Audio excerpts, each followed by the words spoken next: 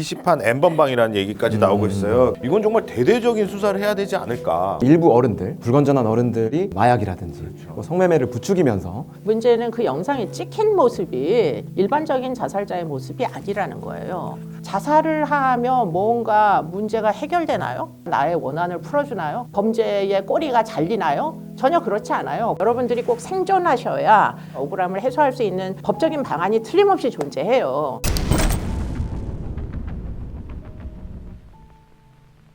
뉴스에서 들을 수 없었던 사건의 이면을 통해 사건을 보는 새로운 시각을 전해드리는 이수정의 사건 수정. 구독해주세요. 에? 뭐 어떻게 하라는 구독, 거예요? 좋아요. 구독, 좋아요. 네. 구독, 좋아요. 알림 설정. 매번 하지만 참 어렵다. 어려워. 네, 사건 수정 오늘 새로운 손님이 좀 찾아오셨어요. 이승우 변호사님 와. 소개하겠습니다. 안녕하십니까? 네, 안녕하세요. 이승우 변호사라고 합니다. 오늘 잘 부탁드리겠습니다. 요즘은 변호사도 참 외모가 관리를 많이 하시나 봐요. 네, 외모 출중합니다. 네. 그 변호사가 되기 전에 방송 쪽에서 일을 했대요. 네. 어떤 걸 하셨죠? 네, 원래는 제가 그 방송국 예능 드라마 PD로 네, 네. 4년 정도 일을 했었습니다. 아, 어떤 드라마? 제가 CJ ENM에 있었고요. 예. TVN 이제 초창기 때 여러분들 아실 만한 뭐 푸른 거탑이라든지 네. 군대 드라마 맞아요. 아. 남자분들은 굉장히 좋아하시는 재밌었죠. 네. 드라마고 그런 것들을 제작했다 보니까 네. 아무래도 변호사가 되고 나서도 방송에 나오는 사건들에 조금 관심을 많이 기울이고 네, 네, 있습니다. 네, 네. 또 예능은요?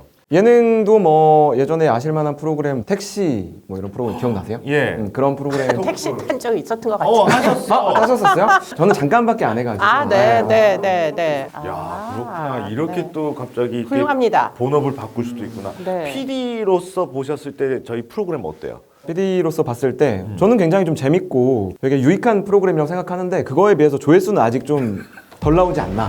그래서 제가 조금 오늘 한번 조회수를 좀 주의 있게 보겠습니다. 네, 변호사님이 이바지 해주시면 됩니다. 네. 제작진을 교체할까요? 아닙니다. 훌륭하신 분들이라서. 네. 네. 얼마 전에 강남의 고층 빌딩에서요 10대 여학생이 추락해서 숨진 사건이 있었는데 본인의 투신 과정을 SNS로 생중계를 했어요. 그래서 많은 사람들이 그걸 보고 경찰에 신고도 하고 충격을 많이 받았는데 오늘은 이 사건에 대해서 좀 파헤쳐 보도록 하겠습니다.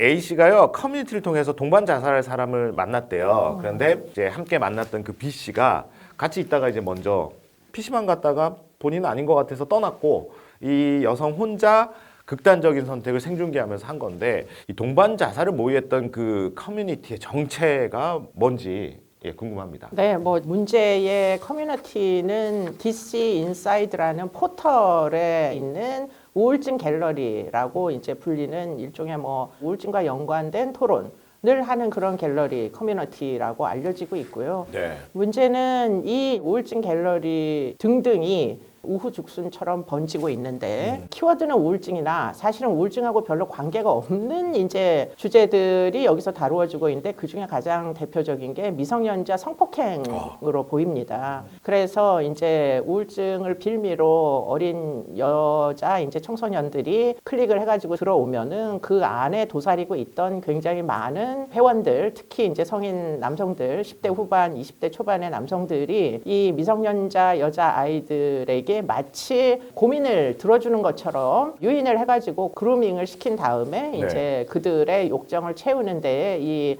여학생들을 활용을 했다 이렇게 보이는데 문제는 소위 이제 디지털 성착취 범죄가 일어나는데 영상을 찍는 방식으로도 상당 부분 영상물들이 남아있지 않을까 이런 생각들을 하게 되고요. 그래서 결국에는 이 여자 아이들을 성매매를 하지 않을 수 없도록 일종의 유인, 강요하는 이런 일들이 벌어지는 것으로 보이고 한 발 더 나가서 최근에는 약물까지, 마약까지 지금 이 네트워크를 통해서 퍼지는 것으로 보여서 어떻게 해서든 이 갤러리의 문제를 부각시키고자 하는 사람들도 또 한편으로는 새로 나타나는 것으로 보입니다. 그러니까 예전에 뭐 우울증 카페 게시판을 통해서 만나서 동반 자살해서 문제가 됐었잖아요. 그런 적이 있었죠, 몇 년 전에. 예. 그런데 지금 그 안에서 성착취와 마약까지 거론되고 있다라는 게 충격적인 것 같아요. 네. 그러면 이런 커뮤니티 환경 자체를 좀 관리를 해야 되지 않을까? 책임자의 잘못을 좀 따질 수 있을까요? 사실 이번 사건뿐 아니라 DC 인사이드에서 여러 가지 사건들이 많이 벌어지고 많았죠. 있습니다. 특히 이제 이 우울증 갤러리도 마이너 갤러리 중에서는 굉장히 탑 티어 갤러리거든요. 그래서 이용하는 뭐 유저들이 굉장히 많고 뭐 DC 인사이드뿐 아니라 다른 뭐 FM 코리아라든지 뭐 이런 사이트들에서 여러 가지 문제들이 일어나고 뭐 일베 같은 경우도 굉장히 많은 문제가 일어나죠. 그래서 예전부터 온라인 범죄 특성상 이런 커뮤니티 관리자들에게 책임을 좀 부과해야 되는 게 아니냐라는 지적들이 굉장히 많습니다. 네. 이제 그럼에도 불구하고 2020년에는 뭐 다른 사이트죠. 에브리타임에서 대학생이 이제 자살을 암시했다가 주위에서 이제 부추긴 거예요. 대학생들이 뭐 죽어라 그럴 거면. 그러니까 실제로 자살을 하기도 했고요. 그거 외에도 최근에도 동물 갤러리가 있는데요. DC 인사이드에 거기서도 동물학대 사진들이 자꾸 올라오는 거죠. 이제 그런 것들이 잠재적인 어떤 사람으로 이어질 수 있는 범죄자들의 어떤 전조 증상이라고 보이거든요. 이제 그런 것들 때문에 커뮤니티 관리자들에게 책임을 부과하자. 이런 의견들이 굉장히 많습니다. 하지만 실질적으로 이 관리자들을 처벌하기는 또 조항이 애매합니다. 명확하게 이제 관리자들이 그런 부분들까지 모니터링하기가 쉽지 않다는 거죠. 아니 자극적인 방들을 계속 만들어내는데도요. 아까 말씀드렸다시피 이제 마이너 갤러리 같은 경우도 그렇고 뭐 메이저 갤러리도 그렇지만 DC 인사이드의 특징 중에 가장 문제가 있는 부분이 가입을 하지 않고 글을 쓸 수가 있어요. 그래서 이제 유저들이 대담한 행동을 하게 되고 실제로 저희가 DC 인사이드 사건을 했을 때 잡기가 어려워요. 피해자를 특정하기가 굉장히 어렵습니다. 그렇기 때문에 거기서 일어나는 범죄들을 걸리지 않는다는 생각이 있는 거죠. 뭐 네이버라든지 뭐 카카오 같은 큰 게시판에 글을 쓰면 저희가 정보가 다 남아 있잖아요. 그래서 어느 정도 뭐 문제가 생기면 수사기관에서 피의자를 특정하는 데 어려움이 없습니다. 근데 DC 인사이드는 기본적으로 가입을 하지 않고 글을 쓸 수 있기 때문에 커뮤니티 관리자들도 유저들을 제재하기가 쉽지 않은 형편입니다. 그리고 이 여학생 같은 경우에는 SNS에 생중계를 했단 말이에요. 네. 그러니까 이런 SNS의 어떤 범죄 행위들, 뭐 마약을 한다거나 이런 행위들 자체를 미리 좀 차단할 수 없을까라는 건데 이게 또 방송이 아니라서 안 된다면서요? 그렇습니다. 이게 뭐 사실 자신들이 SNS에 라이브 방송을 한다거나 근데 그런 것들은 이제 방송법의 적용을 직접 적용받지는 않습니다. 대중들이 보기는 하지만 방송 사업자의 권한을 갖고 있다거나 뭐 그런 것들이 아니라 개인이 어떤 SNS 그리고 자기의 어떤 커뮤니티를 통해서 개인적으로 방송을 하는 거기 때문에 그런 것까지를 아직까지 규정하기는 좀 어렵습니다. 그러니까 그 안에서 범죄 행위 한 것만 처벌을 할 수가 있지만 방송을 켠 거 자체는 어떻게 할 수가 없다. 보는 사람들은 더더욱 뭐 처벌하기가 어려울 것이고 근데 이제 한편으로 이런 문제를 엠번방 사건 때 우리가 경험해 보지 않은 게 아니잖아요. 그럼요. 그때는 서버 자체가 해외에 있었기 때문에 처벌을 국내 경찰이 수사조차 못하던 시절도 있었고 네. 그런데 곰곰이 생각을 해보면 그런 글을 올린 사람들 범죄를 저지른 사람들을 처벌하지 못하는 것과 그 글이나 영상을 피해자들을 위해서 삭제하는 일은 이게 꼭 뭐 처벌을 받아야만 사건화가 되고 이 사건의 피해자만 삭제 지원을 받고 이런 건 사실 아니거든요 현재. 그렇기 때문에 그런 노력을 서로 독자적으로 진행할 수가 저는 얼마든지 있다는 생각이고요. 삭제 지원은 기술이 굉장히 많이 개발됐습니다. 그래서 서울시에서 하는 뭐 우리도 다루었지만 디지털 성범죄 안심 지원센터에서 이제 기술연구원에서 개발한 거를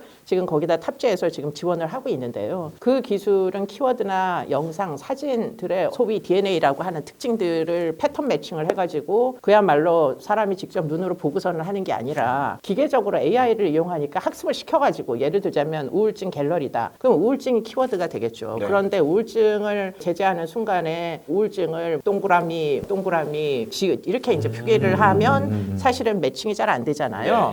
그런데 사람이 하면 이게 이거구나 하고 키워드 검색, 우울증 해가지고 쭈르륵 나오지 않으면 검색이 안 되는 건데 AI는 학습 능력이 있기 때문에 키워드가 변경이 되는 것들을 학습하면서 유사 패턴을 본인들이 창조를 해서 계속 추적을 할 수 있거든요. 그래서 그런 종류의 기술들을 예컨대 지금 포탈에 사회적 책임을 부과하는 입법이 있다면 아마 포탈을 운영하는 업자들은 최소한 그런 종류의 알고리즘 정도 자신의 포탈을 청소하는 알고리즘 정도는 꼭 탑재를 해서 운영을 해라라던가 이런 식으로 책임을 부과하는 것은 완전 불가능한 일은 아니다.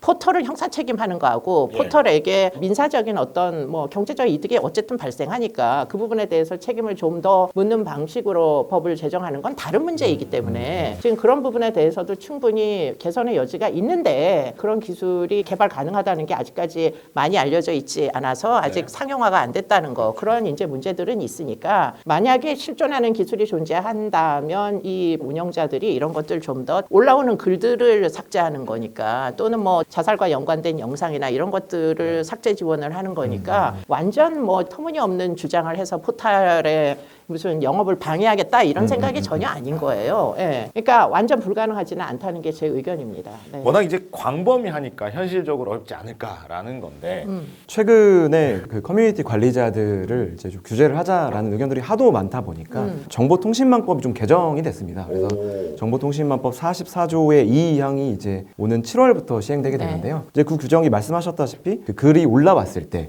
자체적으로 좀 정화를 할 수 있는 여러 가지 조항들이 좀 마련이 됐습니다. 다만 아직까지 이제 시행이 안 됐기 때문에 이제 최근까지 일어난 범죄들은 이제 적용이 안 되는데요. 이제 7월부터는 좀 그 규정을 적용을 받게 되면 커뮤니티 관리자들도 자체적으로 좀 글을 모니터링하고 자체적으로 좀 정화하고 삭제하는 그런 노력들을 좀 기울이지 않을까 하는 기대감이 있습니다. 네. 그 일이 꼭 그 현실적인 이제 피해 복구에 효력이 발생하도록 했으면 좋겠고요. 예컨대 지금 우울증 갤러리에 우울증 때문에 이제 상담을 하러 들어왔던 피해자들 중에 뭐 성착취 영상들이 본의 아니게 지금 유포되고 있는 이런 피해자들이 있다면 같이 모여가지고 포털을 상대로 집단 소송을 한다거나 민사로 얼마든지 손해배상 청구를 할 수 있는 시대가 열린다면 포털이 도저히 가만두지 못하겠죠. 이런 것들을. 네. 근데 이제 그래서 네티즌들이 이제 유저들이 이거 커뮤니티 폐쇄법 아니냐라고 해서 커뮤니티 폐쇄법으로 부르고 있습니다. 근데 그거는 꼭 그럴 것 같지는 않은 게 네. 예, 친사회적인 커뮤니티를 운영하면 되는 거예요. 왜 커뮤니티를 불법적인 성착취물을 가지고 범죄 수익을 발생시키거나 왜 마약을 거래합니까? 그렇기 때문에 커뮤니티를 폐쇄하는 게 아니라 반사회적인 커뮤니티에 대한 사회적 제재를 하는 거지 이거를 무슨 커뮤니티 금지법처럼 이렇게 호도하는 것은 사실은 불법적인 행위에 적극 가담하는 사람들의 그냥 어떻게 보면은 문제 일으키기에 불과하다 이런 생각이 듭니다. 순기능은 강화시키되 역기능은 차단하자. 그렇죠. 그런 네. 거죠. 예. 그렇다면 이 여학생이 왜 그런 극단적인 선택을 하게 된 걸까? 본인 뭐 개인의 정말 우울증 때문에 자살한 걸까? 아니면 그 갤러리 내에서 어떤 문제가 있지 않았을까? 뭐 여러 가지 지금 의혹들이 나오고 있는데 그 중에서 이 여학생이 SNS에 어떤 게시글을 올렸는데 본인이 어떤 유저를 만났다. 그래서 그 사람과 관계를 통해서 성착취를 당했다라는 그런 식의 글을 올려서 이게 그것과 또 연관되지 않을까라는 의혹들이 막 나오고 있거든요. 그런데 만약에 맞다면 이 커뮤니티에서 성매매를 한다.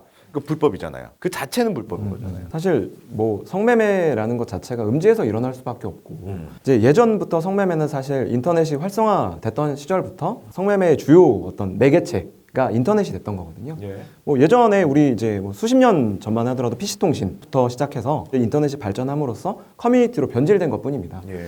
다만 DC 인사이드 같은 경우는 아까도 말씀드렸다시피 가입을 하지 않고 글을 쓸 수 있기 때문에 특히나 이제 성매매로 이제 인지돼서 이제 경찰에서 수사가 들어간다고 하더라도 피의자가 특정되기가 좀 어렵습니다. 그렇기 때문에 커뮤니티에서 뭐 애매하게 글을 써서 이제 성매매를 암시하는 글을 쓴다면 이제 그것들에 대한 댓글을 달게 되겠죠. 그리고 이제 뭐 주요 수단은 거기서 또 다시 다른 걸로 넘어갑니다. 텔레그램이라든지 주로 많이 쓰는 라인, 오픈 카톡방 이런 데로 넘어가서 이제 두 사람이서 만나서 이제 성매매를 이루게 되는데요. 이렇게 되는 이유는 판매자나 구매자 모두 수사기관에 노출되는 것을 꺼리기 때문인데요. 말씀드렸다시피 DC 인사이드나 오픈 카톡, 텔레그램에서는 피의자가 특정되기가 어렵기 때문에 인터넷상의 성매매가 활개를 치고 있다고 볼 수 있겠습니다. 그러니까 이렇게 성매매라고 한다면은 뭐 수사가 되겠지만 만약에 우울증을 내가 좀 같이 고민해 줄게라고 만나서 마음을 이용해서 성관계를 했다. 그럼 이제 성착취가 되잖아요.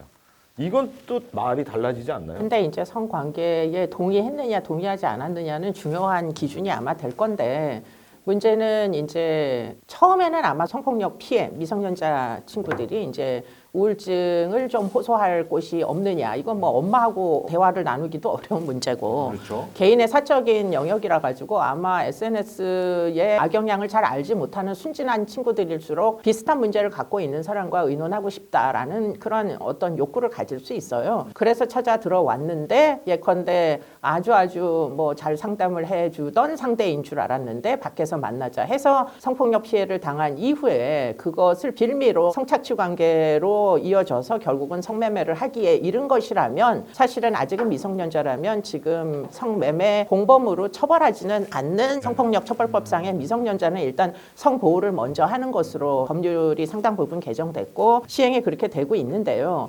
문제는 그 정도가 아닐 가능성이 매우 높다는 거예요. 지금 이 갤러리 안에서는 지금 이제 이 중에 일부가 신대방 뭐 가출팸이라는 어떤 특정 지역에서 주로 활동하는 신대방 가출팸은 10대 후반의 남자애들과 뭐 20대 초반의 남자애들이 가출 패밀리를 결성을 해가지고 자기네들끼리는 마치 가족인 것처럼 공동생활을 하는데 문제는 여기서 단순히 성 관련된 문제만 일어나는 게 아니라 마약이 지금 거래된다는 이런 이제 호소들이 존재합니다. 더군다나 제일 큰 문제는 마약에 대한 경계심이 굉장히 낮게 이제 설정돼 있다는 거예요, 이 갤러리에서. 그래서 경악할 일은 졸피뎀이라는 수면제가 우울증 치료제라고 지금 이 갤러리에서는 알려져 있는데 이건 사실은 중독성이 가장 많은 수면제 중에 의사의 처방이 필요한 약물이에요. 그런데 이렇게 갤러리에서 서로 주고받고 구매가 가능하다는 것 자체가 사실 불법성을 전제하는 것이고 여기서 한 발 더 나가서 최근에 약물들 중에 펜타닐이라는 약물이 들어왔어요.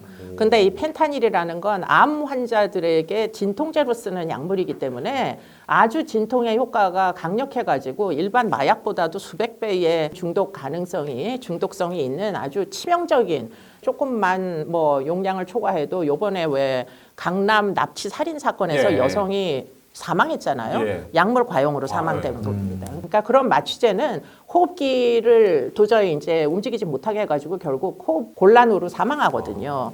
그런데 문제는 펜타닐이 지금 그 갤러리에서 이리저리 던져지고 있다라는 사실들이 알려지고 있어가지고 지금 이건 굉장히 심각한 문제라고 보입니다. 그렇죠. 지금 뭐 DC판 N번방이라는 얘기까지 나오고 있어요. 그 해당 인터넷 커뮤니티에 비슷한 유형의 자살 사건이 수차례 발생했다. 그런 의혹들이 있는데 일단 정모를 통해서 10대 여성들을 유인한 뒤에 성착취를 하고 마약까지 거래를 한다라는 지금 의혹들이 나오고 있기 때문에 이건 정말 대대적인 수사를 해야 되지 않을까. 미성년자들은 기본적으로 굉장히 좀 불안한 시기잖아요. 근데 이제 그런데다가 우울증 갤러리에서 이제 불안한 사람들끼리 모이는 거죠. 그렇다 보니까 거기에 있는 사람들 자체가 이미 심신상실이나 미약한 상태거든요. 근데 이제 거기에 일부 어른들, 불건전한 어른들께서 이제 말씀하신 마약이라든지 뭐 성매매를 부추기면서 우울하면 사람이 정상적인 판단이 잘 안 되거든요. 뭐 그래서 굉장히 이성적으로는 일어날 수 없는 일들이 뭐 신대방 같은 데서 일어나게 되는 거죠. 그렇죠.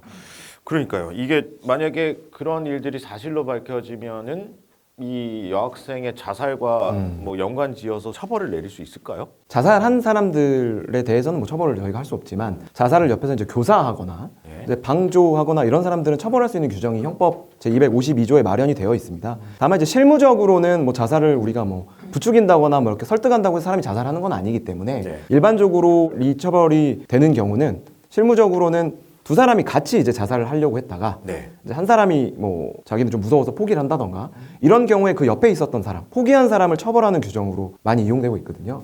이번 사건 같은 경우도 이제 같이 자살하려고 했었던 남자분이 한 분 있었던 걸로 밝혀지고 있는데요. 그분 같은 경우는 자살 방조죄로 처벌할 가능성이 있지만 패밀리라든지 뭐 그 단톡방에 있는 사람이라든지 이런 사람들을 자살 방조죄로 처벌할 수 있을지는 조금 법리 검토가 필요한 부분 같습니다. 네, 뭐 그 대목에 있어서 저는 이제 우리나라 법이 한계가 굉장히 많다 이런 생각이 드는 게 외국의 경우에는 강요된 자살의 경우에 처벌을 합니다. 치사죄를 적용하는 그런 나라들이 생기기 시작했어요. 왜냐하면 어쨌든 자살은 부추겨가지고 그 결과로 발생하는 건 자발적 의지는 아니잖아요. 그러니까 그 부추긴 부분에 대해서 죽음이 발생을 하면 치사, 직접 죽인 건 아니지만 일종의 간접적으로 영향을 미쳤기 때문에 치사의 그 처벌을 하는 이런 새로운 죄명이 등장을 하기 시작했어요. 그렇기 때문에 우리나라처럼 이렇게 자살률이 고공행진을 하는 이런 나라에서는 자살 방조 정도로 되는 게 아니고 그리고는 이제 자살을 강요하거나 이렇게 나쁜 영향을 미쳐서 자살에 이르게 하거나 이런 모든 거를 저는 좀 책임을 지워야 된다는 생각이 들고요. 더군다나 지금 이 사건은 가해자가 일명이 아니에요. 그 갤러리에 있던 많은 사람들이 서로 간에 이 여학생의 죽음 또는 뭐 그 전에도 죽음이 있었다고 알려지니까 이들의 죽음에 대해서 사실은 사회적인 상호 촉진을 했기 때문에 그럼 이거는 결국 조직일 수도 있겠다. 더군다나 만약에 이 죽은 여성들의 성을 사고 팔았던 회원들이 지금 이 갤러리에서 활동을 했다면 이거야말로 범죄 조직과 진배 없기 때문에 뭐 N번방 사건 때 우리가 범죄 조직으로 처벌했던 그런 전례를 사용을 해서 지금 이런 갤러리들의 이제 서로 간의 악영향을 적극적으로 가담했던 사람들, 주범들에 대해서는 지금 우리가 엄벌하는 게 맞지 않겠는가 이런 생각도 예. 있습니다. 그렇습니다. 지금 경찰이 신대방 팸에 대해서 수사에 착수했다고 하니까 수사 결과를 좀 더 지켜봐야지 그 연관관계를 알 수 있을 것 같아요. 네. 자, 이 여중생, 이 여학생이 극단적인 선택할 당시에 SNS에 생중계를 했단 말이에요. 그때 이 여학생의 뭐 행동을 보고 좀 이상한 부분이 있었다라는 말도 나오고 있는데 당시에 이 여학생은 어떤 심리였을까요? 아마 자살 사고는 오랫동안 해온 친구로 보여요. 그리고는 이 친구의 여러 가지 기록들, 게시판에 남아있는 기록들을 보면 성매매에 가담했던 뭐 그게 자발적이든 타의에 의해서든 어쨌든 돈을 입금받은 전력들이 존재하고 그리고는 영상도 아마 남아있을 개연성이 굉장히 높아 보이고 그러다 보니까 아마 자살의 의지는 틀림없이 분명하게 있었던 것 같은데 문제는 그 영상에 찍힌 모습이 일반적인 자살자의 모습이 아니라는 거예요. 좀 웃기도 하고 뭐 마치 좀 약간 이렇게 고양된 것 같은 그런 기분을 추정하게 만드는 이런 행위들이 존재하다 보니까 결국에는 지금 마약을 뭐 흡입한 상태에서 지금 이 일이 일어난 거 아닌가 이런 생각이 들고 그러면 그 마약의 루트가 이 사람의 죽음에 어떤 인과관계가 존재할 수 있기 때문에 마약 수사를 꼭 해야 되는 거 아닌가 이런 이제 생각들을 하게 됩니다.